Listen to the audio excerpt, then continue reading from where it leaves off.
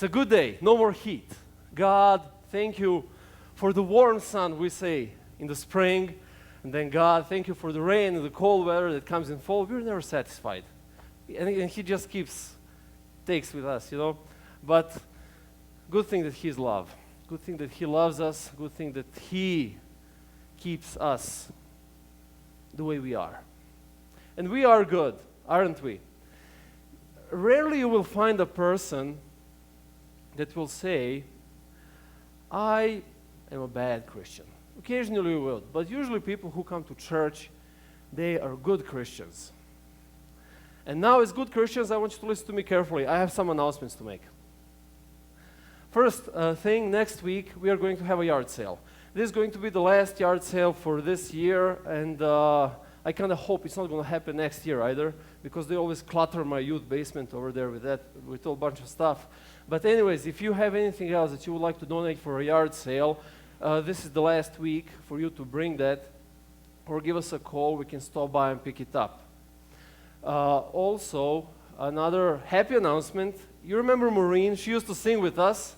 She is in labor right now, as we speak.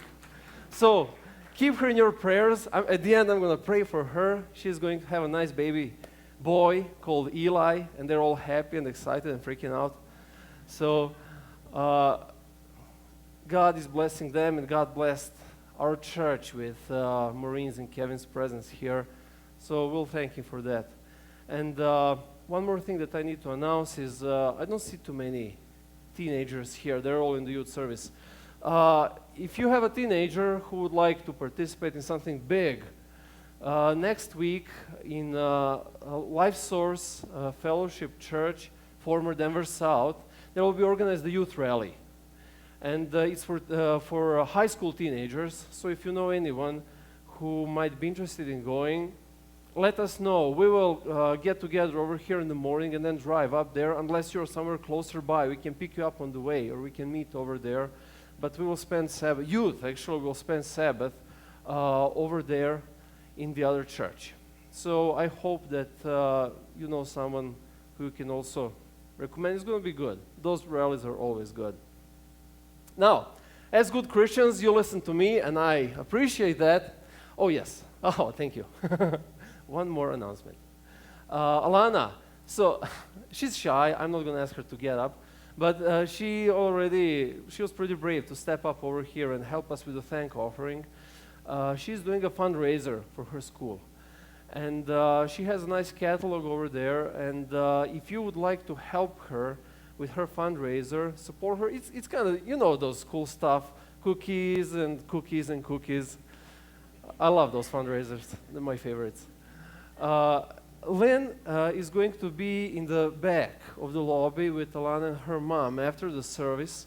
So if you are interested in supporting her fundraiser, please find them out there and just see if there is anything interesting for you. I'll remind you at the end of the sermon. Now, let's go back to good Christians part. How do we know that we are good? You get up, you look into a mirror, some people scream, some people send kisses. It all depends. But generally, how do you know that you're a good Christian? We walk out there and we see some gangbangers, bad guys. You walk on the other side of the street and keep on walking, you realize, man, I'm so much better than them. They're wasting their life away, horrible people. Then you walk into your church and you see him. What's he doing up there? Come on, shut up. I know what you've been doing all summer long. I'm so much better than him. And you see her dressed like that. Come on. I'm so much better than her. Or maybe even the mirror does the job. You look in the mirror and you look behind your back, you look at your past and say, man, I improved so much. I was such a bad guy some time ago, but I'm getting better. I am a good Christian. A lot of people look at themselves and say, I'm such a good guy. And yet, God looks at us and He says, are you really? How many of you practice jaywalking? Honestly, come on. Okay, I love honesty. I believe not everybody was honest, but never mind. Everybody does that. Who's going to wait for that light? Who's going to walk 50 yards down the street? And then we just do it. There are consequences for that. But there is a positive jaywalking. And I want us to talk today about learning to be a Jesus walker. Because that's what we are supposed to be. Just as jaywalking is bad, this other jaywalking is a must for every one of us to learn. And most of us are really good at jay-talking, right? Somebody asks you about your faith. Yeah, you can explain stuff. Yeah, sure, Sabbath this, food that, Jesus, law, we can explain that kind of stuff. But when it comes to that part of practicing our religion, a lot of us tends to, how to say that, not really practice it the way we talk about it. Now, this is portrayed the best in one Bible story that is actually really creepy. Because if you recognize yourself in this story, you better recognize yourself in the right place. If not, then it becomes a horror story. And it's written in Matthew chapter 25. Matthew chapter 25 has 3 stories, and all of them refer to the same thing. They refer to Jesus' second coming. So, all of us, we are waiting for him to come. We want him to come, finish this up, and take us home. But when that happens, not all of us are going to go up. The story that is written in starts from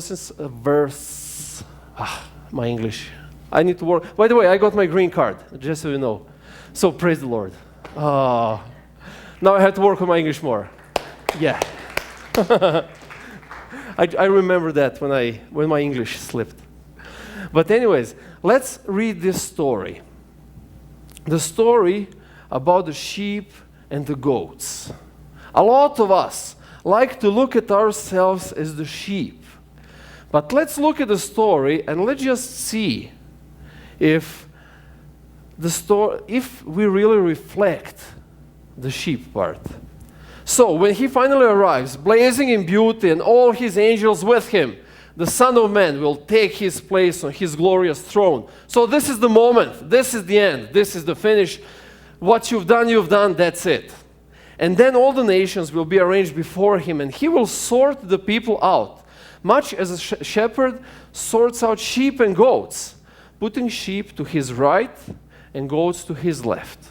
In Bible, right is always the positive, left is always the negative. The heart of a righteous man is on the right side. Sheep is always a positive in the Bible. Goat always represents Satan. Then the king will say to those on his right, "Enter, you who are blessed by my Father. Take what's coming to you in this kingdom. It's been ready for you since the world's foundation." So this is the moment. Come into the heaven. Come in. And here's why. When I was hungry, you fed me. When I was thirsty, you gave me a drink. When I was homeless, you gave me a room. When I was shivering, you gave me clothes. When I was sick, you stopped to visit me. When I was in prison, you came to me. And now we're getting to the interesting twist of this sheep, guys. Then those sheep are going to say, "Master, what are you talking about? When did we ever see you hungry and fed you, thirsty and gave you a drink? And when did we ever see you sick or in prison and came to you?" Then the king will say, "I'm telling you solemn truth." And now listen to this really carefully. Whenever you did one of these things to someone overlooked or ignored, that was me. You did it to me. Then he will turn to the goats, the ones on his left, and say, "Get out, worthless goats. You're good for nothing but the fires of hell." And why? "Because I was hungry, you gave me no meal. I was thirsty, You gave me no drink. I was homeless. You gave me no bed. I was shivering, and you gave me no clothes. Sick in prison, and you never visited. Then those goats are going to say, but Master, what are you talking about? When did we ever see you hungry or thirsty or homeless or shivering or sick in prison and we didn't help? When? And he will answer them, I'm telling the solemn truth. Whenever you fail to do one of these things to someone who was being overlooked or ignored, that was me. You failed to do it to me. Then those goats will be herded to their eternal doom, but the sheep to their eternal reward. Jesus tends to be very cruel sometimes when he explains things. He tends to just slap us sometimes with his words. And this story is one of the slaps. Because what it says really hits the bullseye if we are ready to look at our actions from last week, from last month, from last year, and compare ourselves with the sheep and the goats. Now, the parable talks about a specific thing, a crucial difference between the ones who will end up in heaven and who will end up in hell. When Bible says all nations, it doesn't refer literally to everybody. It refers to the ones who consider themselves Christians, because the previous two stories were also talking specifically about the ones who claimed that they are believers. So all of us here are going to stand before Jesus in that last day, and he is going to separate the jaywalkers from weekend Christians. Now, who am I? Who are you? We present that group. And when that day comes, and we don't know, that might happen tonight, it might happen next week. This is how Jesus is going to determine, are you going to be a sheep or a goat? I was hungry and you fed me. I was thirsty, you gave me a drink. I was homeless, you gave me a room. I was shivering, you gave me clothes. I was sick, and you stopped to visit. I was in prison, and you came to me. Is there anything complicated in here? Come on, honestly. Is there anything complicated in these instructions? I would take the silence as a sign of approval. Come on, yes or no? It's not. It's really not. Because everything that these verses describe is this. Everything that Jesus ever taught, put to practice.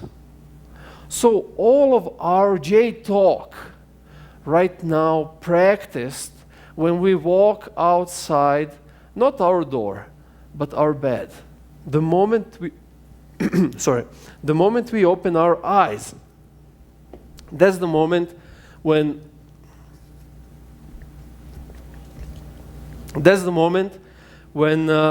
we start practicing that. My throat's sore, I have to drink this tea. It's hot.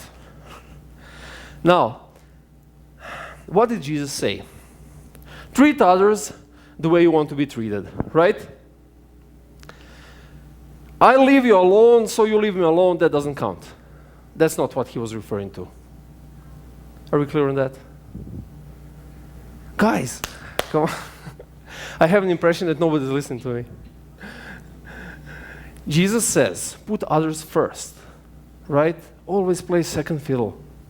And to top it all off, he says in John 15, when he is giving that big last speech to his disciples, love one another the way I have loved you. Now, we love people and we respect people and we treat people by the way they deserve. Somebody needs to earn our respect. Somebody needs to earn our love. That's the way life works. Now, what's interesting here is that Jesus says, you have to love Every single person. Not because of what they are and how they act, but solely because they exist. You can go back. This is at the end of the sermon. The only thing that makes a difference between people we love and people we don't love is the one that exists and the ones that don't exist. So you can hate Batman as much as you want. God's not going to complain. You hate me, God will have a problem. I will have a problem too, but He will have a bigger problem. Because He says, love one another the way I loved you. And He's not making a difference between people. Let's put it this way. How would you feel if God's love toward you was based on your behavior, on your actions, on your thoughts? The worst thing that you can say to a kid, if you don't do that, Jesus is not going to love you. I've heard some parents say that. That's bad. That's seriously bad, because that's not true. Jesus is going to love them. He's not going to be happy about it, but He's still going to love them. Jesus is not going to be happy about the things we do sometimes, but He's still going to love us. Now, do we treat others the same way? Honestly, there are many people that we don't respect, that we don't like, that we can't stand, even people that we hate. Let's be honest. That's the way the life is. Nobody's perfect here. And honestly, there are some people I really don't like to deal with just because I don't consider their actions, their attitudes, their character to be in place. And then I really, come on. I don't want to deal with people like that. I have to, I'm paid to do that. But I don't like that. And there are some people I would really be grateful never to see until the rest of my life. Which is kind of sad, but it's true. It's the way it is. When I was in college, now again the college story. I love the college stories. But this one is nice. I was in college, and I was a very loud guy, just as I'm here. I was playing my guitar all the time. I was sleeping 3 hours a night. And everybody would notice me all the time. And there was one guy who was always picking at me. He was always slamming jokes in my face. And occasionally he would be rude, but he would always do it with a smile on his face. And I was young and stupid. I didn't know what hypocritism is at that time. And I just thought, okay, that's the way he is. That's the way he acts. And then one Friday night, we were in the yard behind the seminary playing guitar. He just exploded. You're this, you're that. You act this way, you act that way. And then I realized something is really wrong. And I asked him, what's wrong with you? What? And then he started piling stuff. You do things like that. You always act this way. You always say these things. And I realized that all that he's been doing was describing me. So I tell him, but that's the way I am. And he says, exactly. That's what's annoying so much. Just the way you are, it's annoying. And then I realized that I can annoy somebody just by being what I am. And later in life, I met some people who did the same to me. Now, the real question is not about whether somebody annoys us, whether we can stand somebody. This is the real question. How do we treat those people in our everyday life? Because it's not our reaction to people that we like, that we are okay with, that describes our jaywalking. It's the reaction to those other people that actually shows whether our jaywalking and jay-talking are in sync.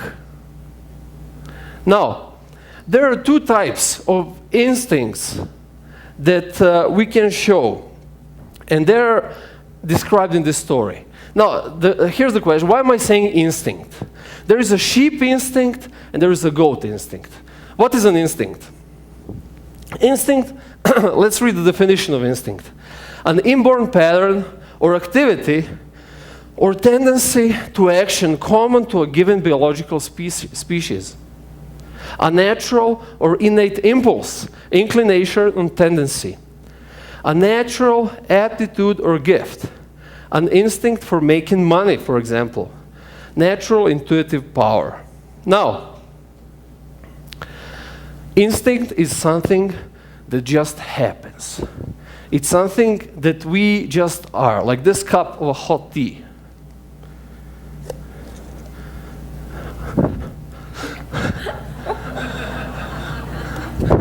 That was an instinct. You see? Traumatic stress. But that was an instinct. You don't think what to do when somebody is approaching with a cup of hot tea, right? You see a cup of hot tea and your body just reacts. You want to protect yourself. That is an instinct. Instinct is how we act without thinking. Now, let's go back for a second to the Bible. What was the answer that sheep gave? Master, what are you talking about? When did we ever see you hungry and fed you, thirsty, gave you a drink, and so on? They were totally not aware that they did something like that. It didn't seem to be anything special or different for them in their lifestyle to even notice something like that as an important thing. It's just simply what sheep are. It's just simply what jaywalkers are. And now you look at the response of the goats. The response of the goats was absolutely the same, right? When did we see you and sick and hungry and in prison and we didn't do that? We didn't help you. Goats are showing their instinct. The instinct that is a jay talk, obviously, because they are familiar with this, but they do not practice what they talk. It's by our instinct that Jesus is going to recognize us in that last day. And it's by that instinct that Jesus is going to send us to heaven or to hell. Why is it so important that this lifestyle of a jaywalker is rather an instinct than a deliberate choice? The main reason is this. Look at our lives. All of us live a very, very busy life. You might be a retired senior, you might be a teenage student, you might be in the middle, but do you remember what you had yesterday for breakfast?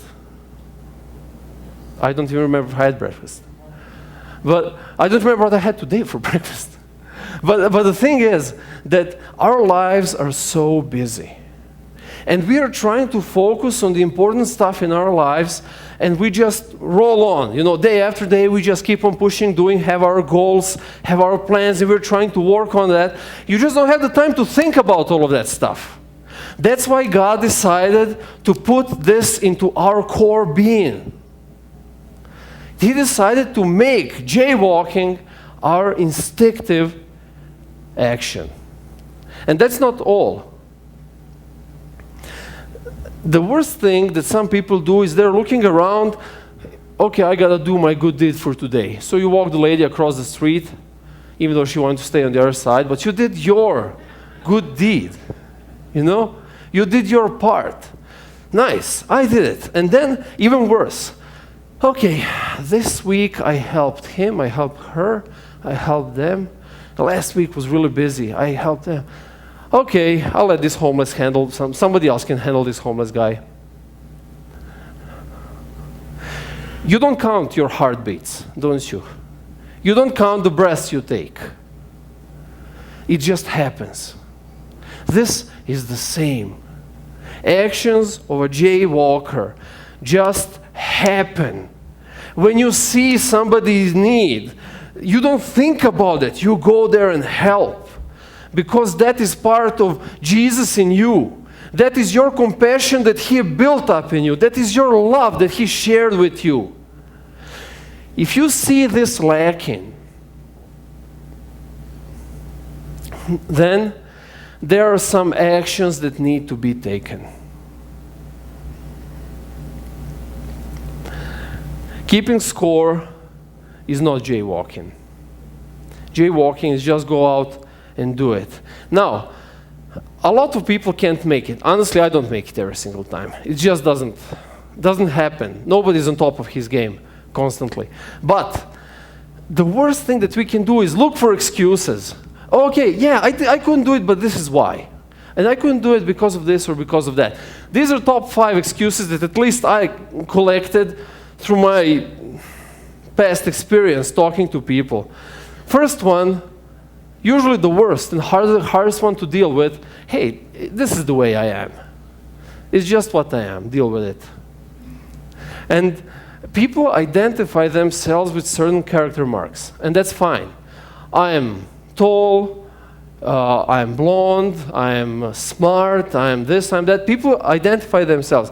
A lot of people identify themselves with negative character marks. I am short fuse. So have that in mind when you talk to me. You know? Considering change is the hardest for people who say, that's the way I am.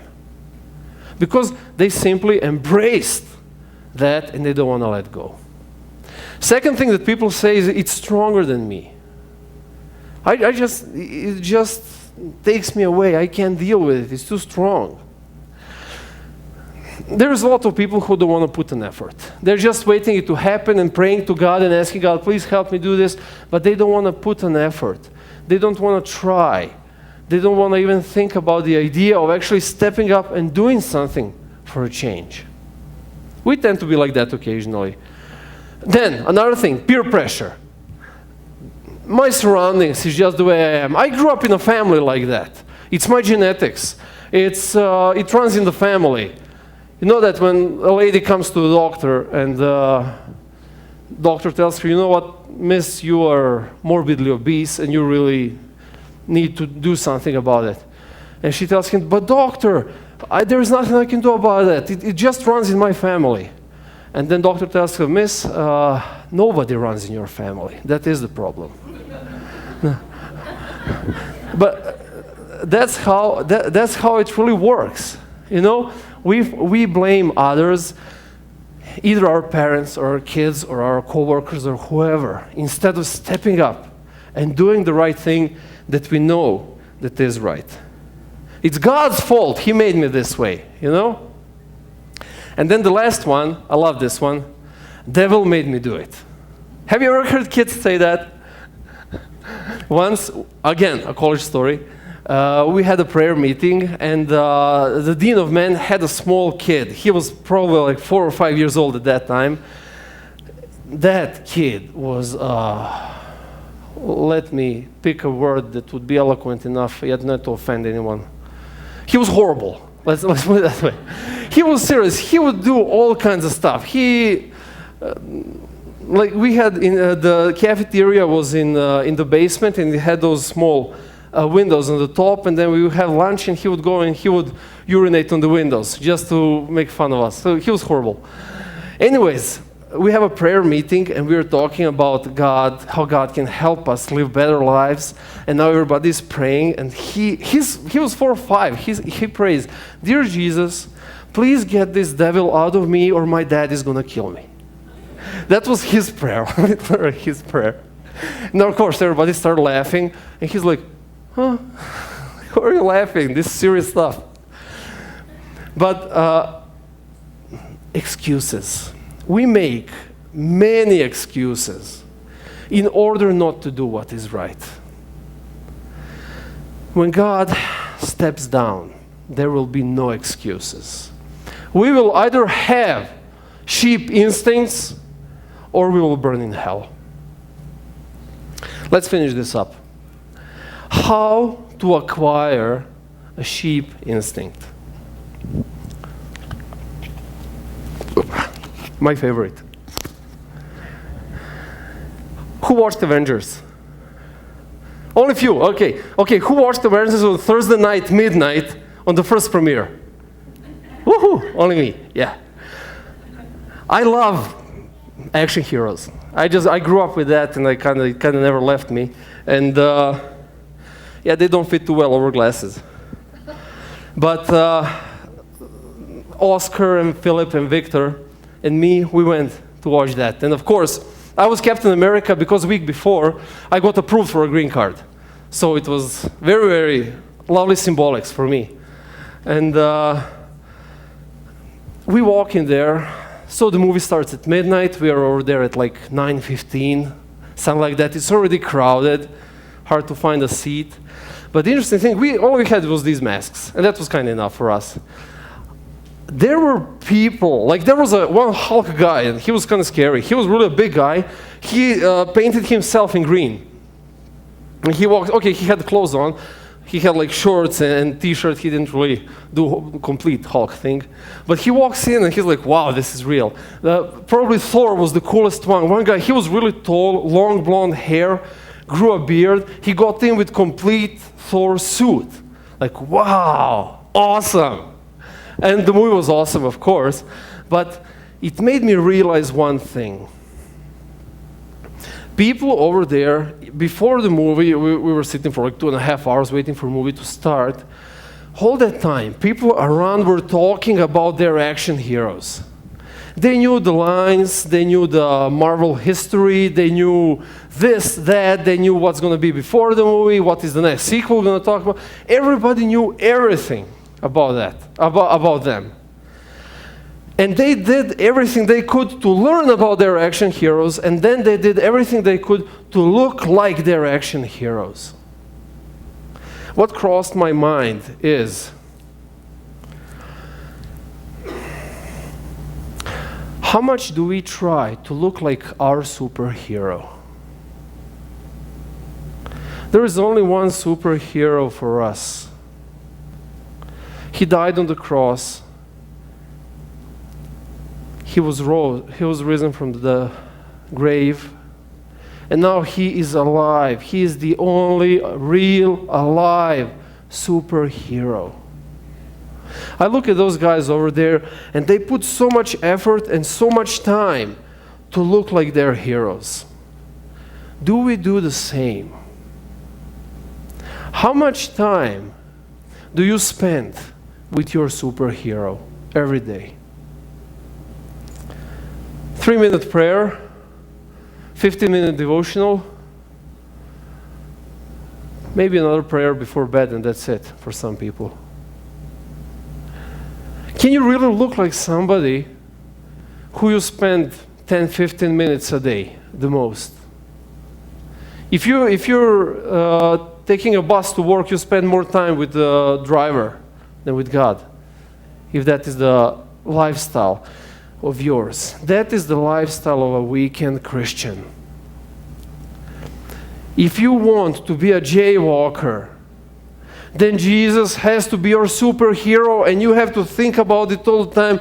You have to talk to him, listen to him. You have to look like him. You have to do your best to look like him. If we do that, the instinct is going to shape in our body, in our mind. And then that instinct is going to be visible. It's very simple, guys. It's so simple. All that we have to do is take our Bible. Too bad I don't have that tea, actually. To take our Bible,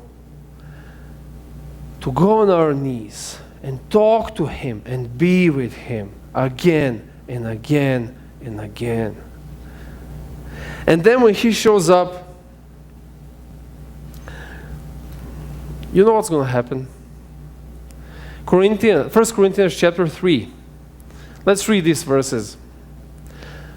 But whenever someone turns to the Lord, the veil is taken away.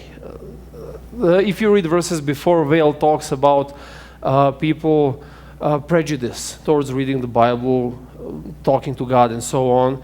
So if you just turn to the Lord, this veil is taken away. For the Lord is a spirit, and wherever the Spirit of the Lord is, there is freedom. So all of us who have had that veil removed and now look at this. This is the part that I want you to remember. If you forget everything of this sermon, remember this. So all of us who have that veil removed can see and reflect the glory of the Lord. And the Lord, who is the Spirit, makes us more and more like Him as we are changed into His glorious image. What do you have to do to become the image of God? Turn to the Lord. Turn to Him. Spend time with Him.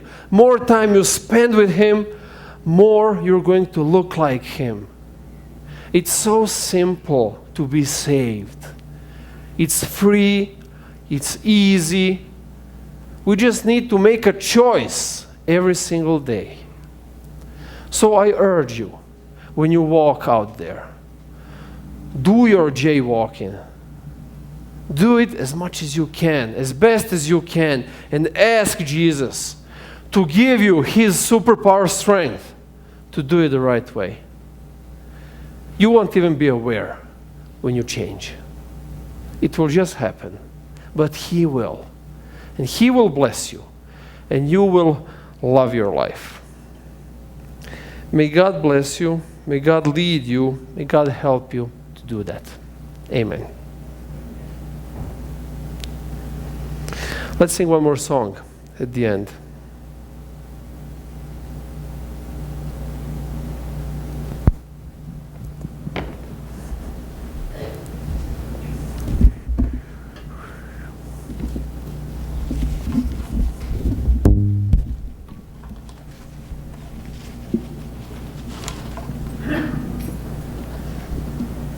With this last song, we'll reflect one more time just on the presence of God. And it's my prayer that we continue to take that with us through this week and be those reflectors. Let His love, His power infuse within us so that we can pass it on.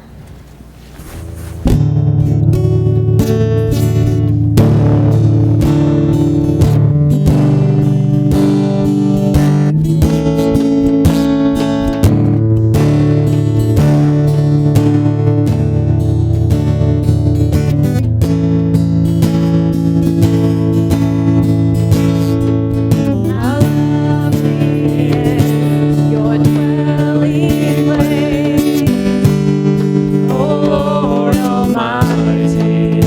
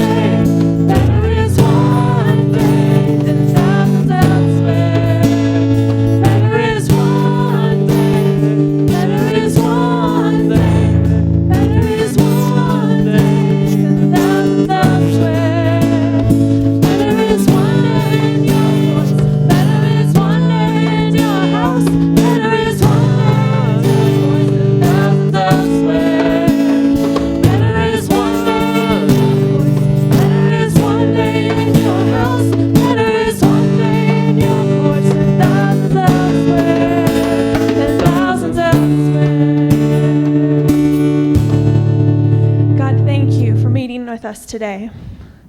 Please help us to crave your presence. Please bless us this week as we strive more and more to look like you, to act like you. Help others see Jesus in us this week. And may we come back again next week, safe in you. Amen. Amen. Everyone have a great week. See you next